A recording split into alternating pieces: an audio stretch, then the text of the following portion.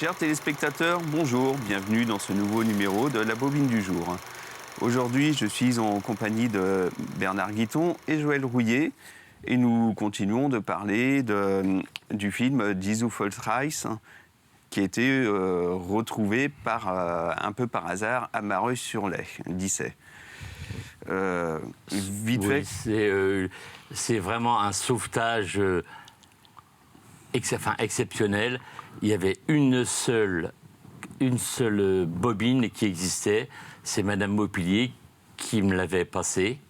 Et pendant 10 ans, c'était dans mon fond de tiroir et ça servait à rien. Et quand j'ai su que la Cinémathèque avec les archives travaillait sur ça, je l'ai emmené et on a fait un travail après de recherche avec les Mareuillais de souche pour savoir qui était qui. Alors ce film, la première étape, il était en allemand. Il a d'abord fallu l'adapter en français. J'imagine. Je voudrais là prendre une seconde pour remercier les 2 traductrices qu'on a trouvées. Mais alors le hasard a fait vraiment le film au hasard. C'est Régine et Claire qui ont... Je dis, les images étaient en français, mais le texte était en allemand, et le texte allemand éclaire complètement le film. Mais Bernard, je crois qu'il peut en parler mieux que sa question. Bernard, oui, vous avez aidé à l'identification des personnes. J'ai participé avec Joël donc, à l'identification des acteurs.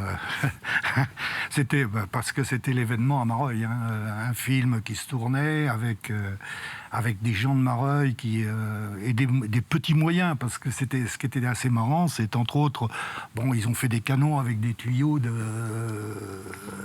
cheminée, de choses comme ça. Quand ils reconstituent l'épisode de guerre de Vendée. Voilà, et puis ça avait créé une ambiance très, très, très conviviale. Je veux dire, le soir, quand les bénévoles revenaient de leur tournage, c'était la joie. Tout le monde parlait de ça. Et puis nous, en tant qu'ados, c'est vrai que on se posait pas trop de questions sur le film lui-même, mais c'était plus l'événement qui était commenté et qui, effectivement, c'était la chose du siècle. On va le replacer. Il a été tourné en 1965. Et c'est peut-être pas anodin, c'est 20 ans après l'armistice de 1945. Oui, mais on est dans le cadre des accords franco-allemands avec De Gaulle Adenauer. On est c'est au début de l'Europe, la création de l'Europe. C'est à la limite, il est totalement actuel ce film, parce que à la fin, on a Bernard, c'est toi qui as fait cette fois, c'est des déclarations des journalistes qui avaient eux-mêmes vécu la guerre et qui dépassaient, je veux dire ça. Le film, il a une vocation locale. Toi, Bernard, il y a ton beau-père qui est dedans, il y a tout. Il y a des gens vivants là qui viendront à la projection, qui sont dans le film. Mais d'un autre côté, ça dépasse Mareuil et la Vendée. Ça a si on réfléchit, une portée beaucoup plus large. Oui, ce qu'étaient les premiers balbutiements des gros rapprochements qu'on a connus par la suite. Hein. Et je voudrais aussi qu'on aborde un peu le côté économique, parce que chaque équipe allemande a abordé l'économie de Mareuil. Et on est surpris de voir qu'il y avait, par exemple, un laboratoire pharmaceutique en plein centre de Mareuil à cette époque-là. À cette époque-là, effectivement, il y avait le laboratoire pharmaceutique, il y avait une laiterie, il y avait un certain nombre d'ateliers effectivement, le laboratoire qui n'existe plus, mais il y avait quand même une activité pour l'époque qui était relativement importante. Hein. Et puis on voit aussi les vignobles. Hein. Les vignobles, qui, eux, par contre, ont pris une extension maintenant très importante, et en qualité aussi. À la limite, ça illustre ce qu'a été l'évolution économique de la Vendée, avec, à l'époque, on avait, dans les petites villes, une activité artisanale et industrielle importante, et qui, dans les années 80-90, a petit à petit disparu, pour être remplacé par le tourisme, à Mareuil, l'onéotourisme, on va dire. Mais... Voilà. D'accord. Je vous remercie bien d'être venu parler de ce film. Et nous allons tout de suite découvrir quelques extraits de ce film. Et on se retrouve prochainement pour une nouvelle bobine du jour.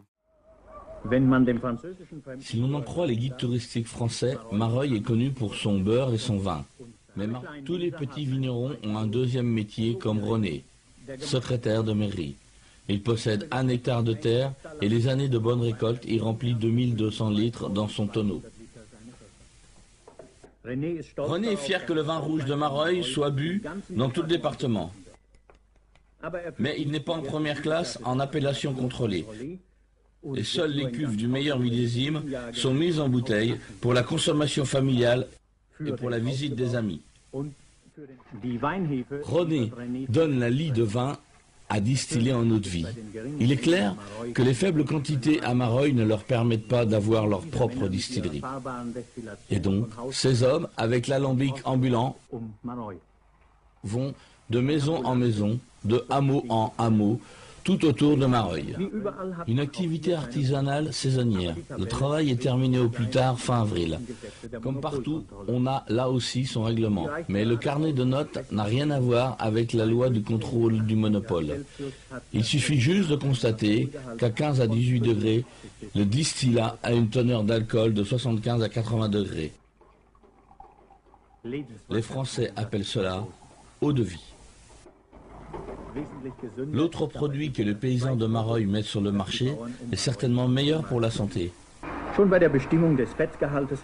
Dès le contrôle de la teneur en lipides du lait, on sait que la stérilisation est essentielle pour le consommateur. Et la petite laiterie de Mareuil respecte strictement la procédure de leur grand compatriote Louis Pasteur et chauffe le lait à plus de 90 degrés.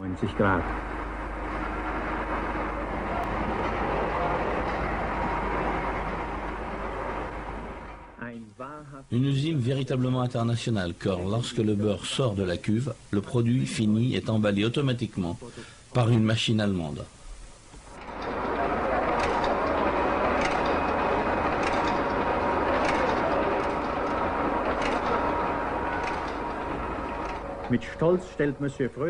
Monsieur Frolich fait remarquer avec fierté que la laiterie de Mareuil est l'une des plus modernes du département. Absolument, nous le voyons avec la machine de remplissage.